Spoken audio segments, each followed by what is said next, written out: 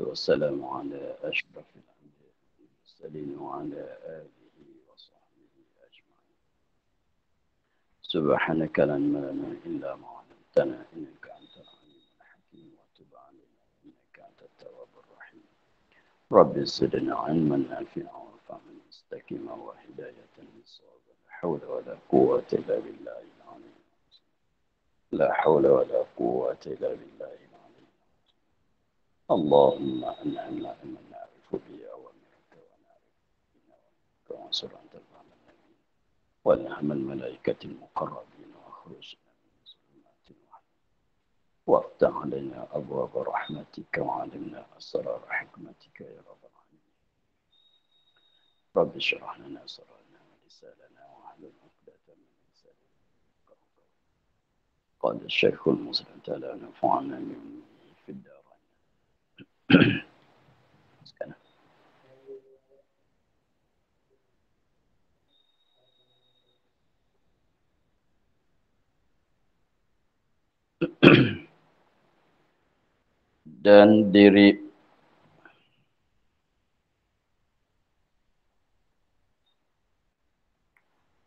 Dan diriwayatkan daripada Nabi sallallahu alaihi wasallam bahwasanya bersabda ia melaknat oleh Allah akan arak dan yang menjualnya dan yang minumnya dan yang membelinya. Suatu hadis diriwayat daripada Nabi sallallahu alaihi wasallam, sabda Nabi katanya melaknat oleh Allah akan arak. Melaknat oleh Allah akan arak. Mana maklum makna melaknat itu maknanya Allah Ta'ala melaknat, maknanya Allah Ta'ala menjauhkan daripada rahmat. Melaknat oleh Allah akan arak, Allah Ta'ala menjauhkan rahmat daripada arak. Tidak ada rahmat, bahkan ada kemurkaan pada arak. Dan yang menjualnya. Jadi melaknat oleh Allah Ta'ala akan yang menjualnya, menjualkan arak. Dan yang minumnya, maksudnya, maknanya melaknat oleh Allah Ta'ala akan yang minumnya, minum arak. Dan yang membelinya, dan orang yang membelikan arak.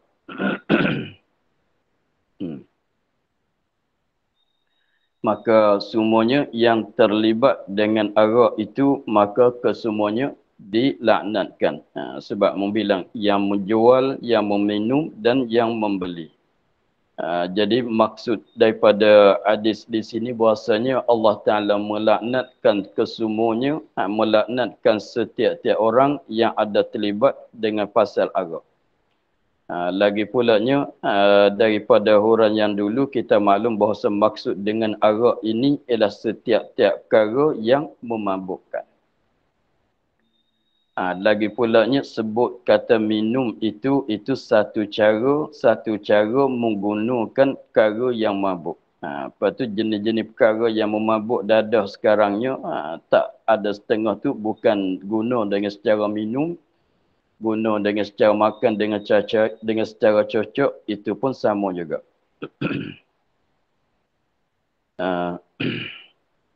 Dan diriwayat daripada Nabi sallallahu alaihi wasallam bahwasanya Nabi bersabda, ia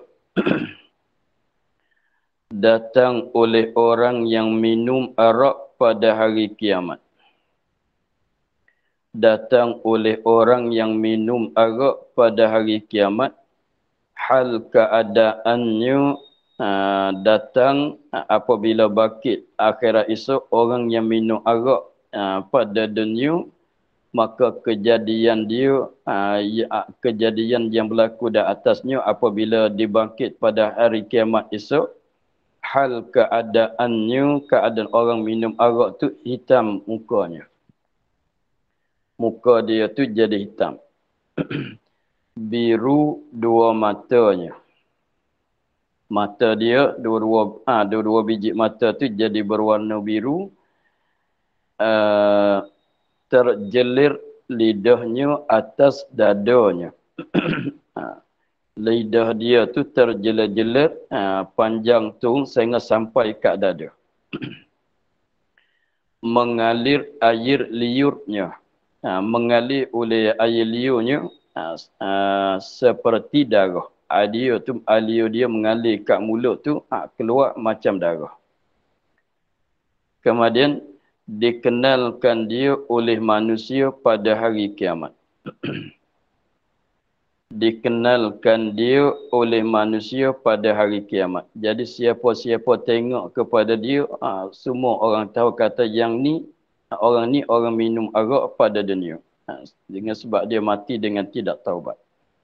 Dengan sebab bentuknya dia jadi begitu, dengan sebab kalau tengok pada akhirat esok tu muka jadi hitam, mata jadi biru, lidah jadi terjelat, air keluar air liur daripada mulut dia seperti darah, maka itulah tanda kata dia tu pada dunia dia ada minum arak. Jadi siapa tengok kepada dia, siapa memandang kepada dia tu pada hari kiamat esok, orang kenal kata dia ni adalah peminum arak. Maka Nabi katanya itulah sifat-sifat bagi orang minum arak apabila dibangkit di akhirat esok. Kita boleh tahulah daripada bentuk sana itu boleh kenal. Semua orang tu kenal. Kata beginilah orang yang minum arak. Tengok lalu seorang kita boleh kenal kata yang ni minum arak pada dunia. Maka jangan kamu beri salam atasnya. Maka jangan kamu beri salam. Ini pada dunia. Sekiranya kalau kita berjumpa dengan orang yang minum arak, maka Nabi larang katanya jangan kita beri salam pada dia. Sebab sambung dengan hadis tadi katanya orang yang minum arak itu ialah orang yang dilaknat oleh Allah Subhanahu wa taala. Maka dilaknat tu maksudnya dijauhkan daripada rahmat. Allah Ta'ala tak bagi rahmat sama sekali kepada peminum arak. Maka dengan sebab Allah Ta'ala jauhkan dia daripada rahmat, maka munasabahlah di sini katanya dia larang jangan beri salam. Sebab salam ini ialah pada maknanya kita doa dengan keselamatan bagi dia. Sebab kata Assalamualaikum, mudah-mudahan kesejahteraan itu datang kepada kamu. Sebab beri salam tu maknanya kita beri salam kepada siapa, maknanya kita minta kesejahteraan kepada dia. Maka tak sepatutlah kita minta kebajikan, minta kebaikan kepada orang yang minum arak pada hadiahnya dilaknat oleh Allah Subhanahu wa taala. Sebab tu Nabi katanya jangan kamu beri salam atasnya. Tapi kalau tanya apa hukum, dia tak sampai kepada haram. Beri salam kepada orang minum arak tu tak sampai kepada haram, tetapi untuk nak jadi dendaan pada dia, untuk nak jadi cegahan pada dia, kita jangan beri salam pada dia. Seolah kata itu denda kita terhadap dia. Kita buat tindakan kepada dia, kita buat dendaan terhadap dia dengan secara kita tak beri salam. Tapi larang ni tak sampai haram lah. Nak kita katanya makruh, artinya aulanya jangan kita beri salam kepada orang yang minum arak. Dan kamu jangan ziarahkan dia. Dan jangan kamu ziarahkan dia. Asal amalan ziarah ini adalah sunat sebab masuk dalam bagai silaturrahim. Disukai, digalakkan oleh syarak. Tetapi ziarah atau silaturrahim dengan orang yang minum arak itu dilarang oleh Nabi SAW. Dengan maknanya tak sunat. Tak sunat kita berziarah akan orang yang minum arak. Walaupun dia sakit sekalipun, itu ada. Dan jangan kamu ziarahkan dia apabila sakit dia. Apabila orang minum arak tu jatuh dalam sakit, maka jangan kita ziarahkan. Biar ke dia lah. Jadi seolah katanya itu dendaan kita, dendaan masyarakat Islam terhadap orang yang minum arak. Kalau dia jatuh sakit, jangan kita pergi melawat dia. Dan jangan kamu sembahyang atasnya apabila mati ia. Dan jangan kamu sembahyang atasnya atas orang yang minum arak apabila mati. Apabila mati jenazah dia, jangan kita sembahyang.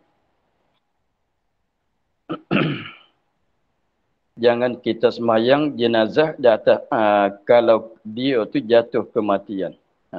Tapi inilah larang ini untuk nak mengugup kepada orang yang minum arak saja supaya dia tu takut berhenti, takut dan berhenti daripada minum arak. Tetapi hukumnya apabila seorang Muslim yang mati, wajib fardu kifayah walaupun dia tu orang fasik, walaupun dia tu orang tak sembahyang sekalipun, walaupun dia tu orang yang minum arak sekalipun, sekiranya kalau dia tu orang Islam, fardu kifayah di atas orang hidup menguruskan jenazah dia, daripada mandi, kapan, sembahyang dan tanam. Wajib walaupun dia minum arak sekalipun. Maka yang dilarang di dalam hadis katanya jangan kita beri salam kepada dia. Kalau dia jatuh sakit jangan melawat.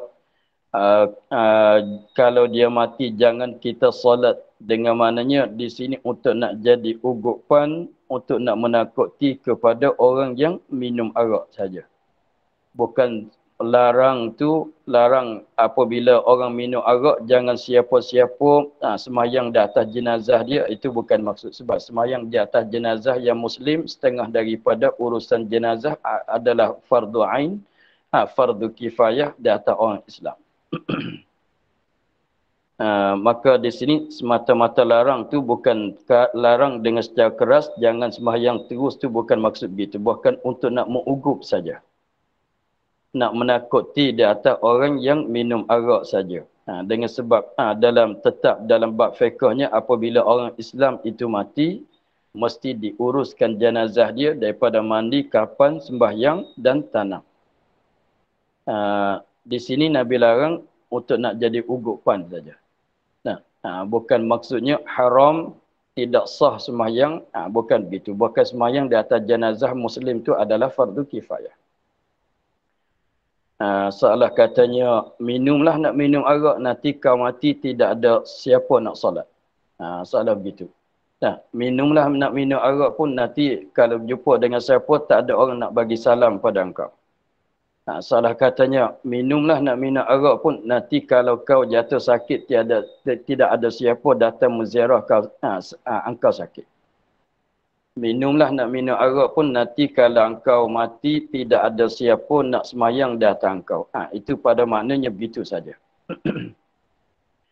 Bukan maksud jangan larang keras dengan secara haram, bukan maksudnya gitu.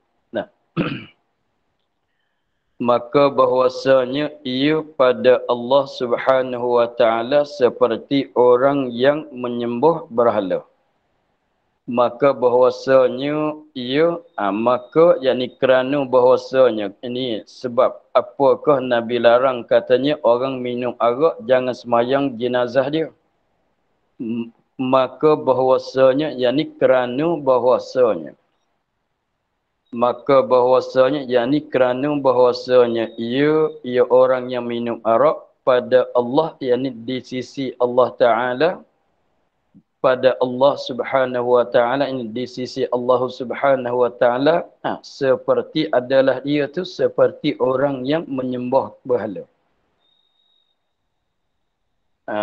Adalah dia tu seperti orang yang menyembahkan berhala. Sebab itulah dilarangkan jangan beri salam, jangan muziarah dan jangan solat.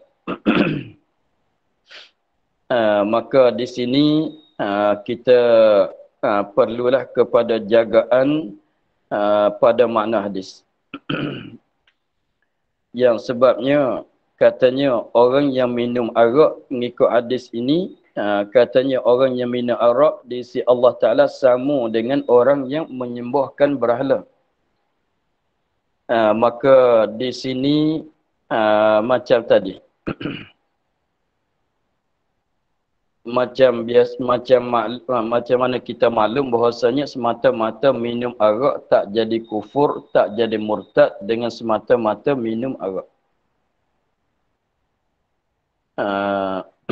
Semata-mata minum arak tak jadi kufur kalau tidak menghalalkan minum arak. Maka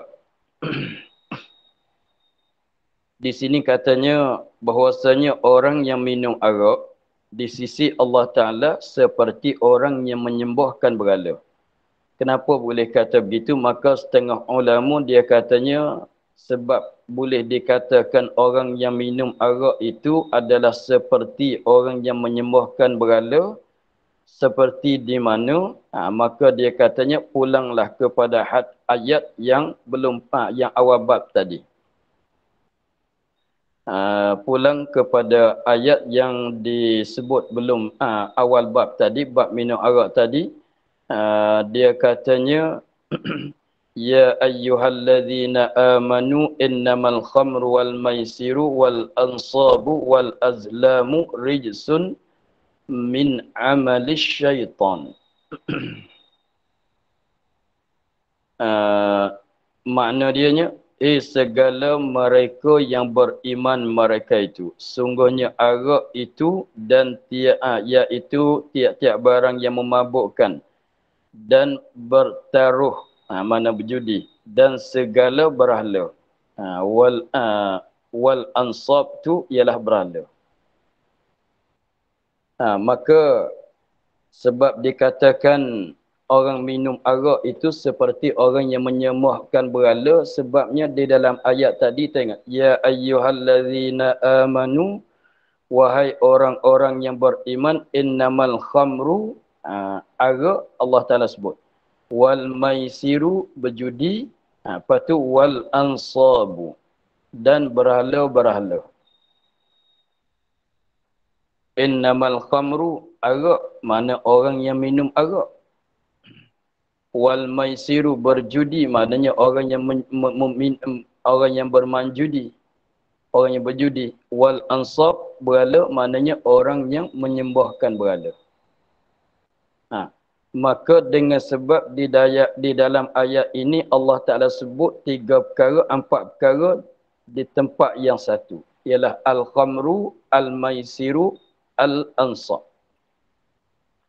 Yang mana dimaksudkan dengan ansab tu ialah berhala-berhala. Dengan sebab disebutkan di satu tempat, dengan sebab itulah Nabi katanya orang minum arak seperti orang yang menyembahkan berhala. Nak cerita katanya berat kesalahannya, tetapi memanglah minum arak tak jadi murtad dengan sebab minum arak semata-mata minum arak. Tetapi orang bersembah berhala jadi murtad.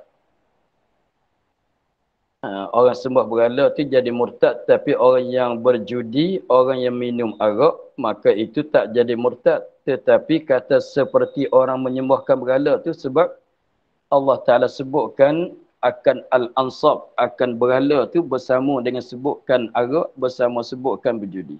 Sebab tu dikatakan seperti. Sebab disebutkan akan arak dan berjudi dan berhala di satu ayat. Dihipun sebutannya di dalam sebuah ayat.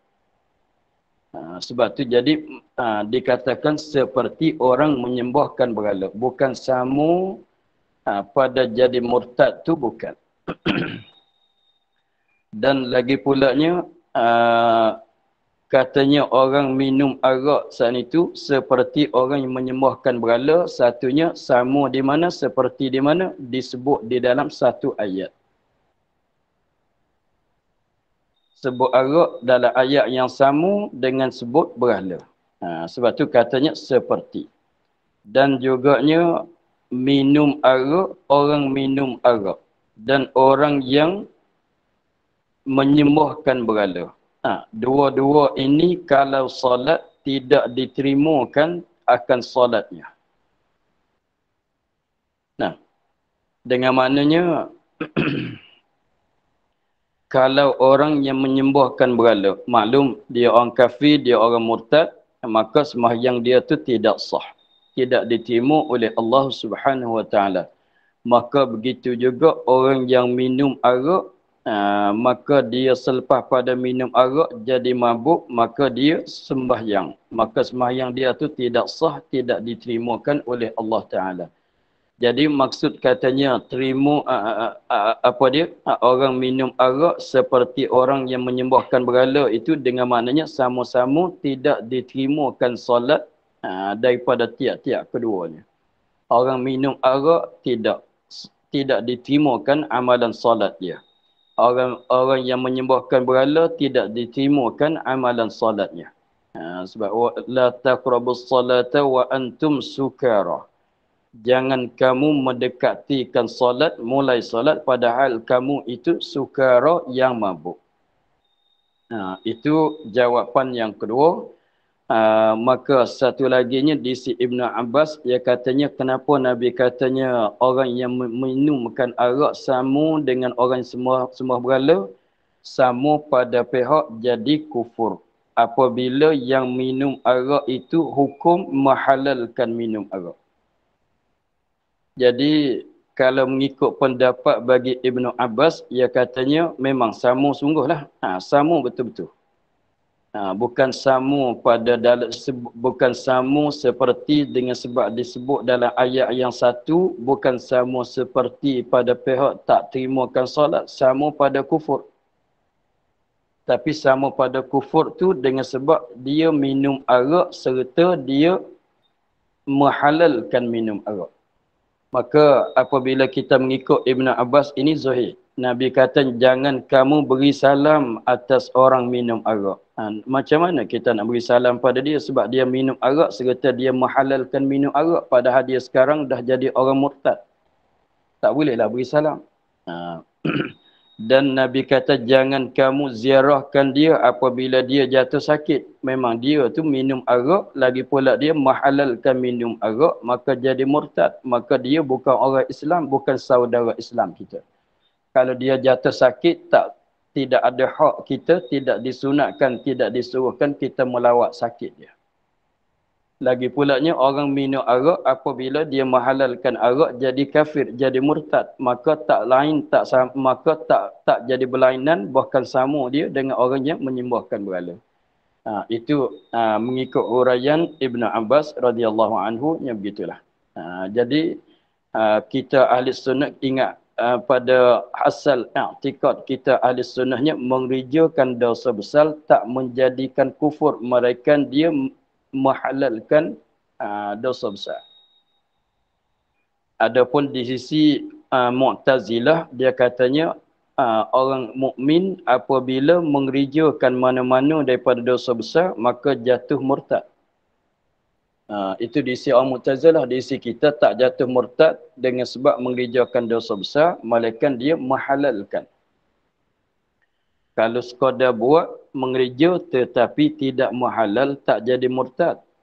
Maka kalau kita tak, maka jadi maknanya kalau katanya orang ini dia minum arak serta dia menghalalkan minum arak. Zahirlah kata jangan kita beri salam, jangan kita menziarahkan dia kalau dia jatuh sakit, kalau dia mati jangan solat jenazah dia sebab dia dah bukan orang Islam.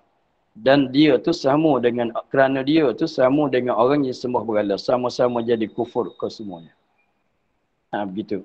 Tetapi kalau orang yang minum arak yang tidak mahalal, berdosa besarlah dia, tetapi tak jadi murtad dengan sebab itu, maka maksud dengan hadis tu ialah nak mengugupkan, nak mengugup, nak menakuti daripada perbuatan minum arak. Sebab tu kalau minumlah, minumlah, kalau kau minum tak ada siapa nak beri salam. Salah gitu. Kau orang Islam tapi kau minum arak. Nanti tidak ada siapa beri salam kepada engkau. Kau orang Islam tetapi kau minum arak. Nanti kau mati tidak siapa yang nak salat jenazah engkau. Maksudnya begitu. Jadi maknanya kalau berjumpa tidak diberi salam, kalau dia sakit kita tak ziarah, kalau dia mati kita tak salat jenazah dia. Kalau begitunya tak jadi berlainlah dengan orang sembah berhala. Di situ saja. Dan bersabda Nabi SAW, tiap-tiap yang memabuk itu arak. Ini jelas. Tiap-tiap yang memabukkan itu arak. Yang cair ke, yang beku ke, jenis daun ke, jenis apa benda sekalipun, sekiranya kalau benda itu memabukkan adalah dipanggil kata arak kesemuanya. Haram kesemuanya. Mencampaikan tu haram. Dengan secara minum, dengan secara makan, dengan secara hidup, dengan secara cocok. Mana-mana cara sekalipun haram kesemuanya.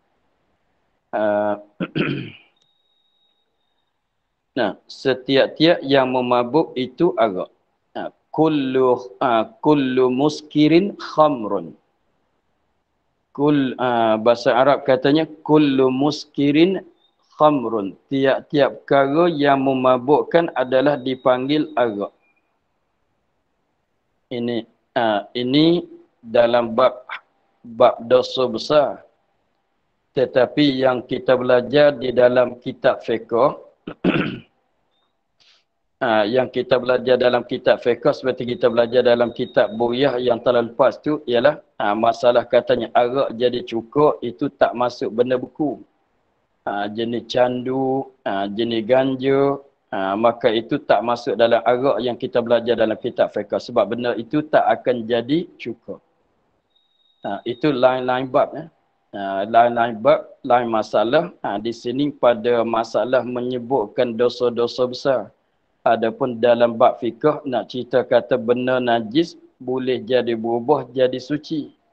Maka arak di dalam bab kitab fiqh bab taharah tu ialah benda cair, maknanya juz perahan daripada buah inap dan sebagainya. Termasuk juga air tebu, termasuk juga nira. Itu dikatakan arak dalam kitab fiqh. Jadi lain-lain tempat, lain murad. Lagi pulanya masalah dalam kitab fiqh tu dia cerita arak, maksud arak tu ialah benda cair. Benda cair jenis minuman yang manis asalnya tapi apabila biar kelamaan dia akan jadi masam, jadi arak. Lama kelamaan dia akan berubah jadi cukur. Itu yang dimaksudnya. Tetapi dalam bab haram, bab dosa besar, bahasan dosa besar ini, maksud katanya araknya ialah setiap perkara yang memabuk. Tak kiralah buatan daripada apa benda sekalipun, kalau candu sekalipun, arak lah. Kalau debu putih pun, arak lah. Dalam bab ni. Adapun dalam kitab fiqh itu tak, kalau candu tak panggil kata arak, kalau ganja tak panggil kata arak di dalam kitab fiqh. Lagi pulanya sebagai tambahan di dalam kitab fiqhnya arak di dalam bab fiqhnya ada dua. Sebab di sini ni Allah Taala adalah hadis di sini itu dia kata Allah Taala melaknatkan arak. Di sini dia katanya Allah Ta'ala pada hadis yang pertama kita baca tadi tu, sabda Nabi katanya Allah melaknat oleh Allah Ta'ala akan arak. Arak ni perkara yang dijauhkan rahmat. Macam mana kalau jadi cukur jadi halal boleh kita makan cukur? Padahalnya cukur jadi daripada mana? Cukur jadi daripada asalnya arak. Arak dijauhkan rahmat, dilaknat. Apabila dia jadi cukur, jadi halal. Sebab itulah katanya, berlain bahasan. Lagi pulanya arak yang di dalam kitab fiqhnya dibahagi kepada dua. Memanglah. Jadi arak tu terbahagi pada dua. Dalam kitab fiqh dia panggil arak yang muhtaram dan arak yang tidak dimuhtaram. Khamrun muhtaramun, khamrun ghairu muhtaramin. Arak yang dihormatkan, arak yang tidak dihormatkan. Jadi maksudnya arak itu mengikut tujuan orang yang mensimpankan arak. Yang mana kita belajar dalam kitab fiqh tu asal arak tu ialah juz buah anggur yang diperahkan kemudian salin jadi arak, salin jadi cukur. Dan begitu juga daripada tamar, daripada tebu, daripada nira. Maka sekiranya apabila jadi arak, dilaknat ke tidak dilaknat, terpulang kepada dihormat ke tidak dihormat. Maka dihormat tu macam mana? Yang tidak dihormat tu macam mana? Maka jawabnya, kalau kita simpankan, kita perahkan akan juz inab, juz anggur masalan. Tujuan kitanya untuk nak menjadikan cukur. Tapi belum pada nak jadi cukur, dia melalui jadi arak lebih dulu. Maka arak itu dihormat, tidak dilaknat oleh Allah Subhanahu Wa Taala. Sebab tujuan orang yang mensimpankan arak kat rumah dianya, arak itu tidak dilaknat, bahkan arak itu dihormati, tak boleh nak cuah, tak boleh nak tuak, nak buang.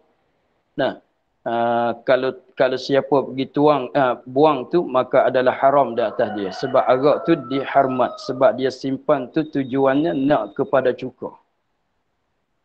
Seperti kalau kat kampung tu nira, nira tal ke masalah nira apa dia? Lipah, artinya kelapa. Nah.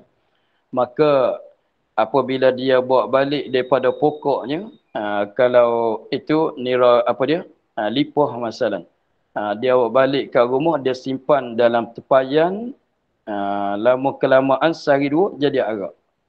Maka arak itu adakah dilaknat? Kalau mengikut hadis tadi kata arak itu dilaknat. Tetapi kalau kita simpankan nira itu, lama-lama dia jadi cukur. Lama-lama sehari dua dia jadi arak. Lepas pada tu jadi cukur. Tapi kita simpan tu bertujuannya nak kepada jadi cukur. Maka arak yang ada kat rumah itu, rumah kitanya itu ialah arak yang dihormat pada syarak, tidak disuruh buang, tidak dilaknat oleh Allah Subhanahu Wa Taala. Tetapi kalau orang itu dia ambil nira, lipah ke masalan, simpan kat rumah, tujuannya nak kepada arak. Tak nak kepada jadi cukur, nak kepada arak. Maka yang itulah katanya dilaknat, yang itulah tidak dihormat. Kalau ada kat rumah, maka disuruhkan buang. Sebab jangan simpan kat rumah, sebab benda ni benda dilaknat oleh Allah Subhanahu Wa Taala. Itu dua kelakuan. Sebab tu kalau dengar daripada tadi tu Allah Taala melaknatkan arak, susah jugalah kita nak dapat cukur tu, sebab cukur dia tak boleh jadi melainkan melalui arak, tidak ada jalan lain. Kalau mengikut cara zaman dululah.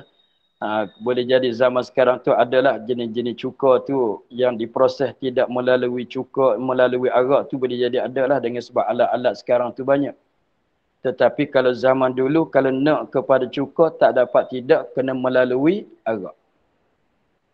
Maka kalau semata-mata arak dilaknat, jadi susahlah kita nak dapat cukur pula.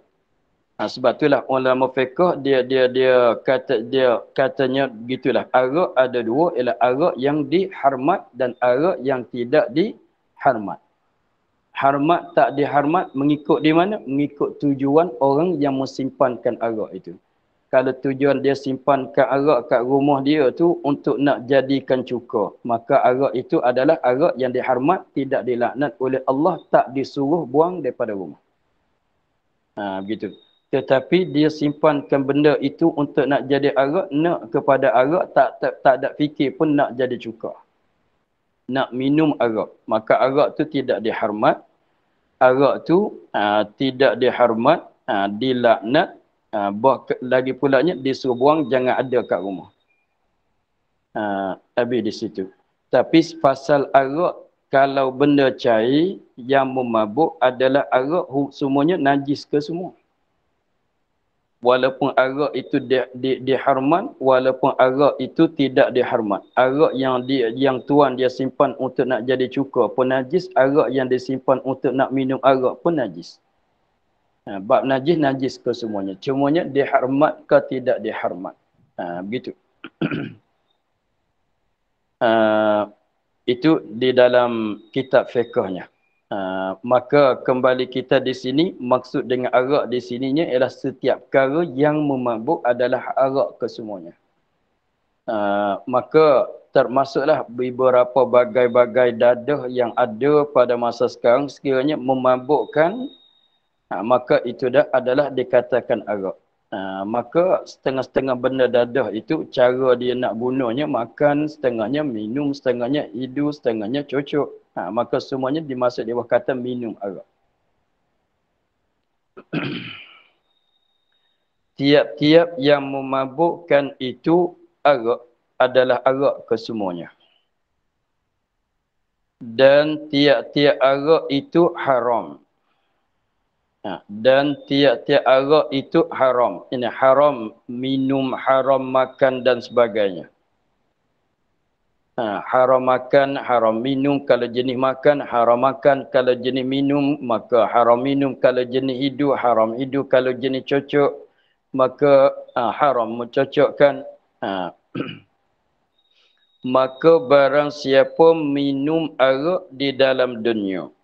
Minum tu galib, kalau benda cair kita kata minum. Tapi macam tadilah, ada kala dengan secara minum, ada kala dengan secara makan, ada kala dengan secara hidup.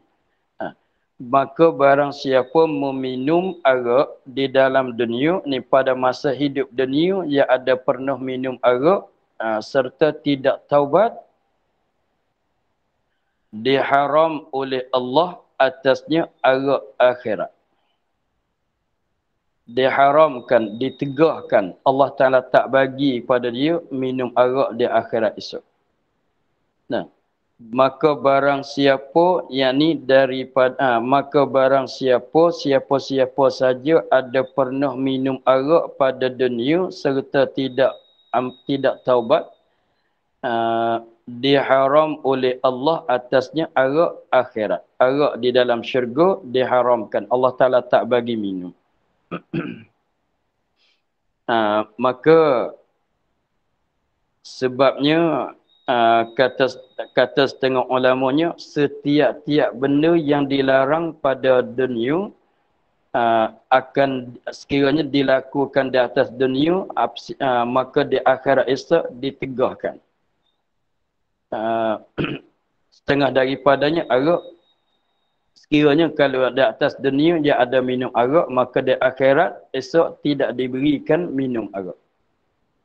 Sekiranya kalau dia di atas dunia ni pernah melihatkan, tengok benda maksiat yang diharam di atas dunia, maka di akhirat esok benda itu tidak dibagi tengok di dalam akhirat esok. Setiap perkara yang diharam dengar pada dunia, maka di akhirat esok tidak dibagi dengar sekiranya kalau ada dalam syurga. Maka di sini masalahnya apabila seorang itu minum arak pada dunia, maka tak diberi minum, Allah Ta'ala tak bagi minum arak dalam syurga nanti.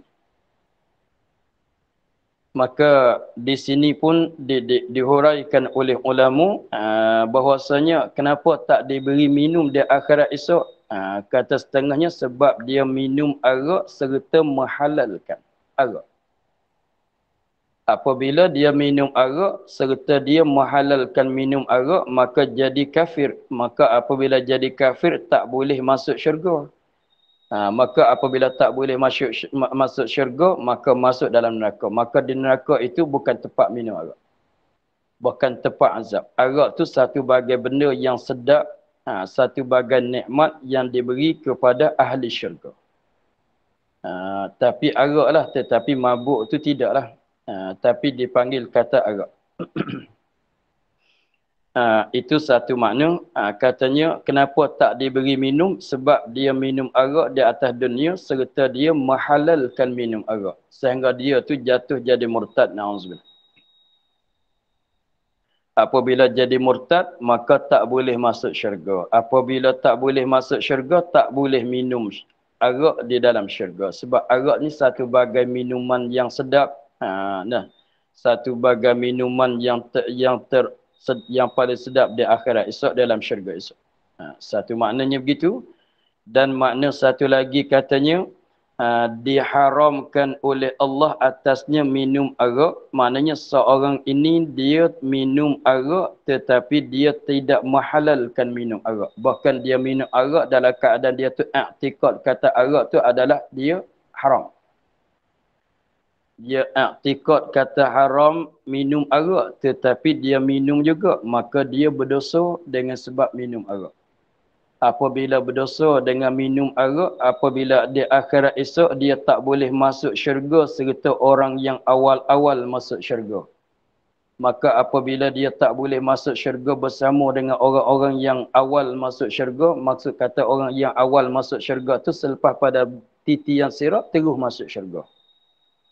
Tapi orang yang minum arak tak boleh terus masuk syurga, dia kena masuk neraka dulu. Jadi orang yang masuk syurga awal-awal, masuk syurga terus boleh minum arak. Dia selepas pada titian sirat, dia jatuh dalam neraka.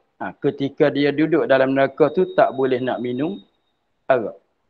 Nanti dia keluar habis dosa, dia keluar pada neraka masuk dalam syurga, di situlah barulah boleh minum arak. Jadi maksud katanya orang yang minum arak tetapi tidak muhalal, bahkan dia i'tikad kata arak tu haram tetapi yang minum juga, maka jadi maksiat, jadi dosa besar.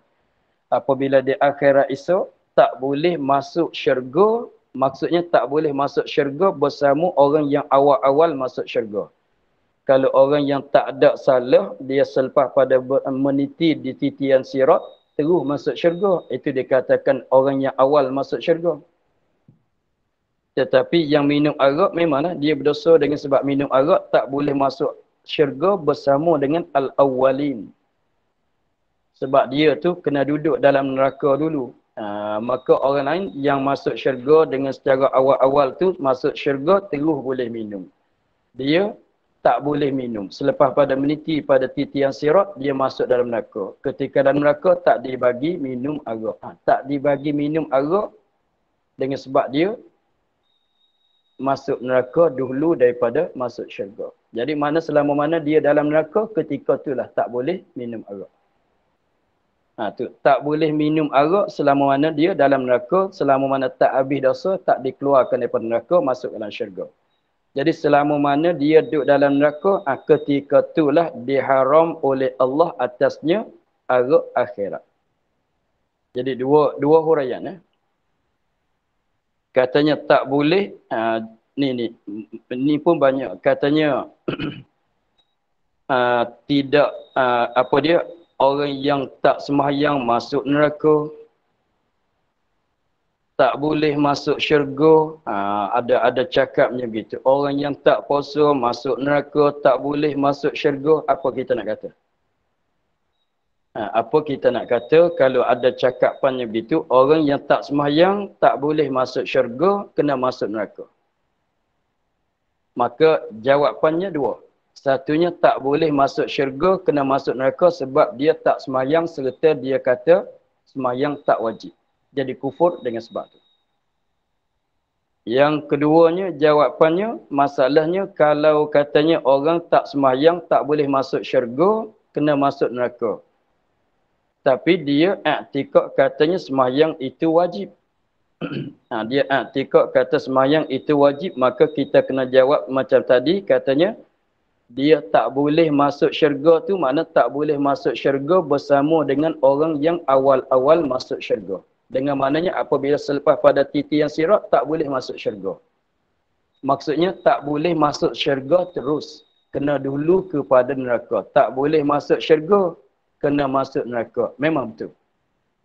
Dia tak semayang tapi dia i'tikad kata semayang tu wajib. Maknanya sebab dia salah. Selepas pada, maknanya lepas pada hisab amalan terus kepada neraka. Tak boleh masuk syurga terus.